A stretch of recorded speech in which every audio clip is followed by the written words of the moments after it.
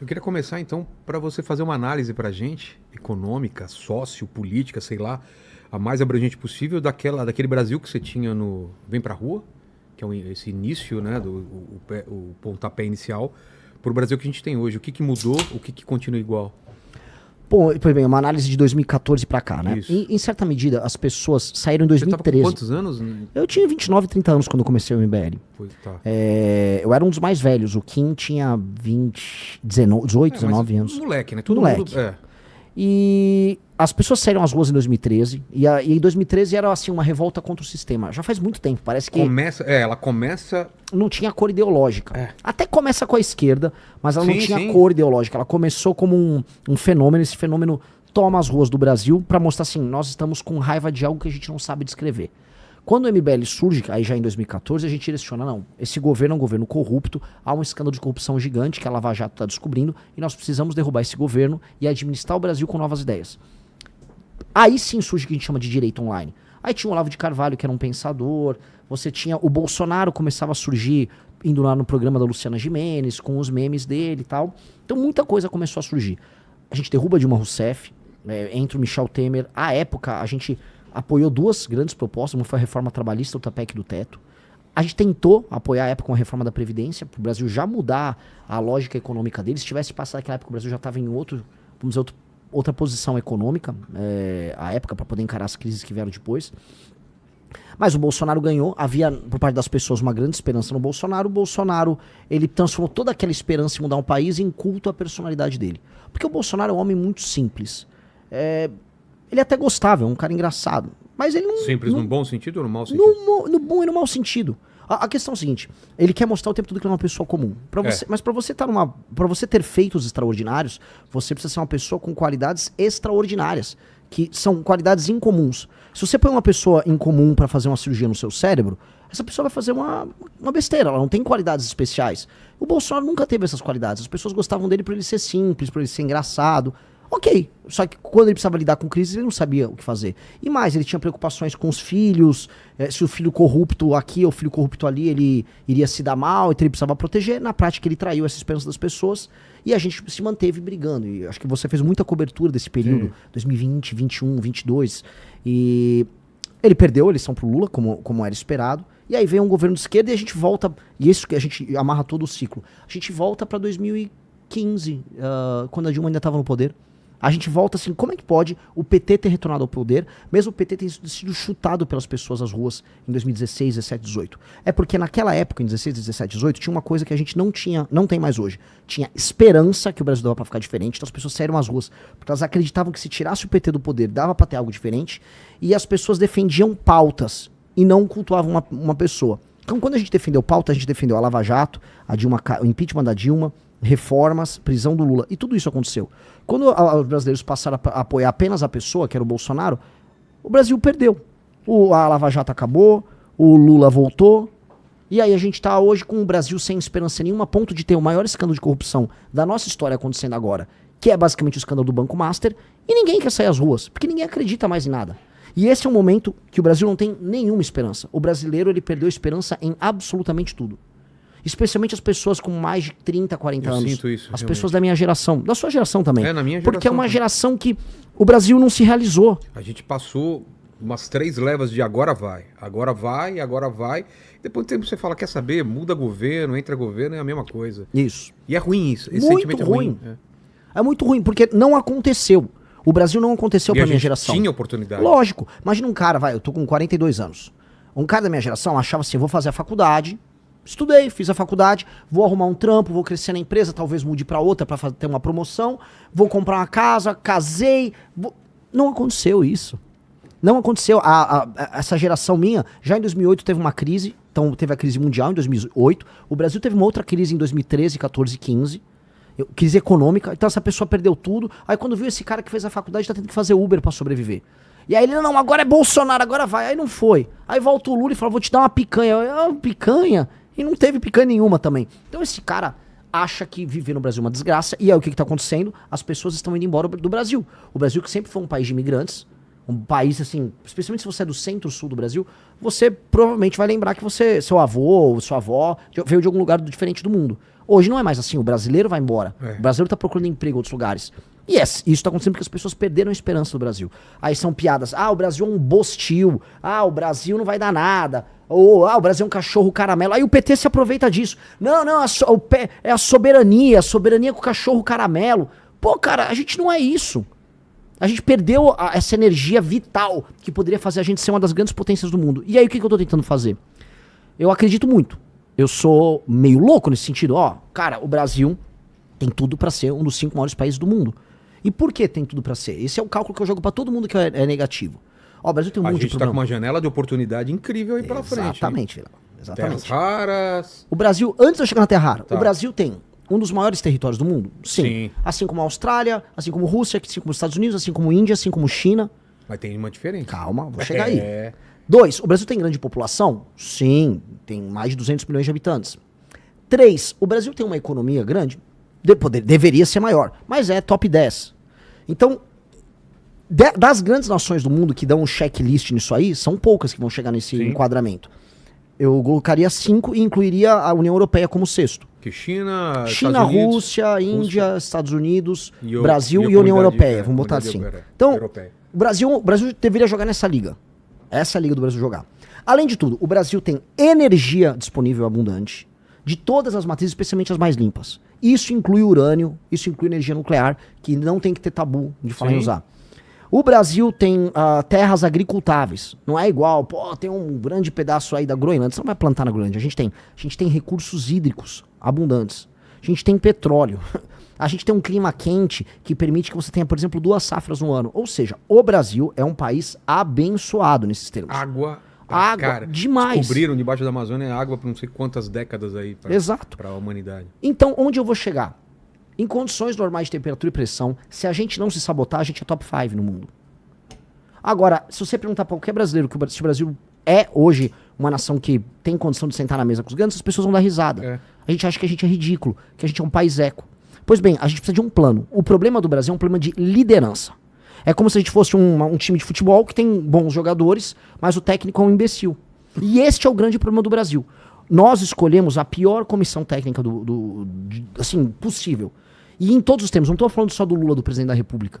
Eu estou falando, por exemplo, que o Tribunal de Contas da União, ou nomeações para órgãos que as pessoas nem sabem o nome, vão ser feitas por figuras que vêm dos piores estados em termos de administração do Brasil. O que eu quero dizer? O Maranhão, o Amapá, o Acre, que são lugares mal administrados. Os lugares onde tem muita corrupção, onde uma parte dos municípios não sustentam, eles mandam mais do que São Paulo. E aí os lugares mais mal administrados colocam os políticos que mandam em tudo.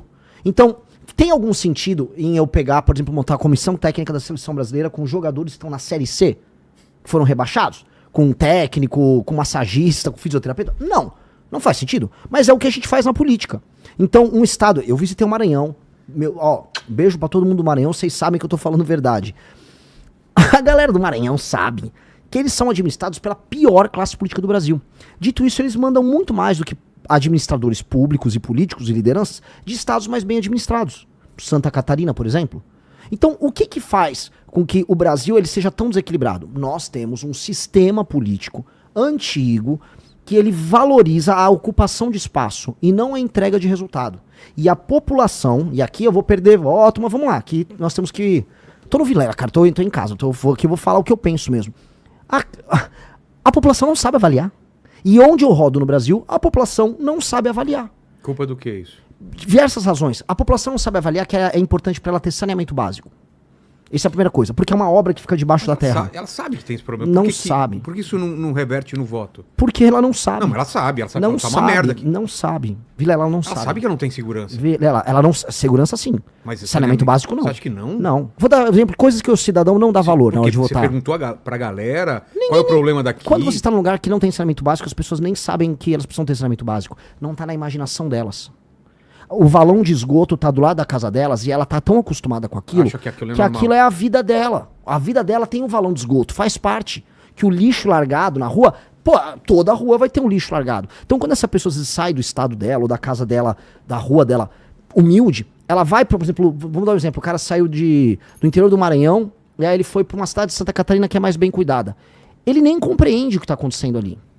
Porque aquilo tá fora do escopo de imaginação dele. Que é mais ou menos parecido quando a gente, que é de capital, vai para outro país. Exato. Fui pra China agora e você vê as ruas tão limpas, com tanta gente na rua, você fala, cara, como podia ser assim no Brasil? Exato. Então, as pessoas não imaginam. É um problema de imaginação. Outra coisa, eu falei, saneamento básico, ninguém dá valor. Só que eu sei esse problema. Eu rodei o Maranhão, e aí eu já tinha falado, Renan, aqui tem muito problema de saneamento, cuidado pra tomar um suco, que eles vão bater com a água da torneira, ela vai no fundo vindo do poço, que vai pegar um lençol freático, num lugar que não tem saneamento. Doença. Toda minha equipe pegou diarreia. Todo mundo. Tomando, às vezes, um suco, ou você pediu uma Coca-Cola, pediu um gelo. O gelo foi feito ali no... Aí você pegava. E a população, infelizmente, acaba se acostumando, porque a população foi tratada como bicho a vida inteira. A população não foi respeitada a vida inteira. Aí essa população migra para outros lugares. Aí você tem esses conflitos regionais. A galera vai de Goiás, tá me ouvindo, a galera de Santa Catarina, a galera do Paraná. Começa a receber migrantes de outros lugares. Os migrantes não estão adaptados ao modelo de vida deles. E dá briga. Dá briga. Porque eles vêm com um sistema cultural em que eles não foram tratados como cidadão. Então a gente tem que entender assim. O eleitor não dá bola para saneamento básico. O eleitor não dá bola para educação. Nenhuma. O eleitor não dá valor para educação. A educação não faz parte nem de longe da decisão de voto do eleitor. A educação não é considerada um valor intrínseco pelo eleitor. E deveria ser o principal. É lógico. Mas as pessoas não entendem, porque a maior parte das pessoas, lugares mais humildes, quando ela vive, ela entende assim, a escola já era ruim. A vida dela, ela passa pela escola, a vida dela não melhorou naquilo. Ela não entende que aquilo é uma mola propulsora. Quando vieram pessoas de outros países, imigrantes pra cá, que vieram de culturas em que a educação já era dada em alguma medida como valor, eles deram mais valor e levaram vantagens nisso. Eu dou sempre o exemplo da minha mãe. Quando eu era criancinha, eu me alfabetizei muito rápido. Minha mãe me ajudava, ela sentava. Minha mãe era uma mulher de classe média, jovem, que meu pai trabalhava, ele era um cara de classe média, ambos tinham se formado, tinham estudado, e minha mãe eu tive o privilégio de ter minha mãe me ajudando quando era criança. E outras crianças não tiveram esse privilégio, porque a mãe, às vezes, é uma mãe solteira, não tinha grana pra bancar isso, precisa trabalhar, precisava ralar, e ao mesmo tempo aquela mãe não entendia como eu cobro a escola pro meu filho ter uma educação melhor. Muitas mães, quando falam em escola, ela fala merenda. Por quê? Porque ela quer saber se o filho dela tá comendo. Então, o ato dela de não dar valor não é que ela é uma pessoa ruim, é porque ela não tem o critério de avaliação na cabeça dela. Uma coisa que as pessoas sentem, saúde, a fila do SUS. Aí sim a pessoa sente, preciso fazer um exame, demora muito tempo pra sair meu exame. Precisa ser às vezes em outra cidade, às vezes eu tô numa cidade pequena, preciso ir pra outra cidade, não tem transporte pra ir pra outra cidade. Demora pra fazer o exame, demora pra conseguir uma cirurgia. Que é o famoso problema de acesso que tem no SUS. Então, na saúde, a pessoa olha. Transporte, o pessoal também olha, porque é uma coisa que afeta ela. Vou pro trabalho, ou o transporte tá caro, ou o transporte tá demorado, ou o transporte tá ruim. Mas, no geral, nos lugares mais humildes, boa parte dos problemas não são avaliados como importantes. E aí o político entende. E o que o político faz? E essa é a lição que eu tive de Brasil. A maior lição que eu tive. O político, ele entende que ele pode cooptar aquela pessoa. Então, você tem uma família com 5 pessoas. Ele dá um emprego pra uma pessoa na tua família. Aí a tua família inteira é obrigada a votar nele e apoiar ele o tempo todo. Ele distribui uma telha, um saco de cimento. Ele fica mantendo você num sistema de favor. E nada disso envolve atividade econômica gerada no município. Porque ele vive de repasse do famoso FPM, Fundo de Participação dos Municípios, que é um repasse que vem lá do governo federal. Esse repasse vem de dinheiro tirado de outros lugares. E esse político não tem nenhuma responsabilidade em aumentar a arrecadação, tampouco em melhorar a vida das pessoas. E é por isso que eu comecei a jogar luz sobre esse problema ao redor do Brasil, que eu falei, cara, todos os políticos do Centrão, os políticos mais corruptos, eles vêm desse modelo de engambelar o eleitor, de comprar o eleitor, de manter o eleitor ali como um servo, enquanto ele tira dinheiro de outros lugares do Brasil que estão ralando e pagando imposto altíssimo. E aí ele se mantém, fica rico no meio, e aí ele tem o ciclo eleitoral. Se esse cara tá no Nordeste, não no Norte, no Nordeste tem, por exemplo, vai acontecer agora o São João. Todo político do interior tem que fazer o maior São João possível, e o eleitor avaliar ele se o São João for grande. No resto dos lugares, são os grandes shows, por exemplo, festa da prefeitura. A prefeitura fez aniversário, aí você traz o Natanzinho, traz o Wesley Safadão, e traz vários desses cantores, e aí o público avalia, meu prefeito é bom. Aí o Safadão chama o prefeito lá, aí o prefeito dança. Cara, isso não dá. Aí você tem, sei lá, mais de 2.000 cidades no Brasil que vivem disso. Pão e circo. É um pão e circo com muita pobreza, IDH baixíssimo e baixa atividade econômica.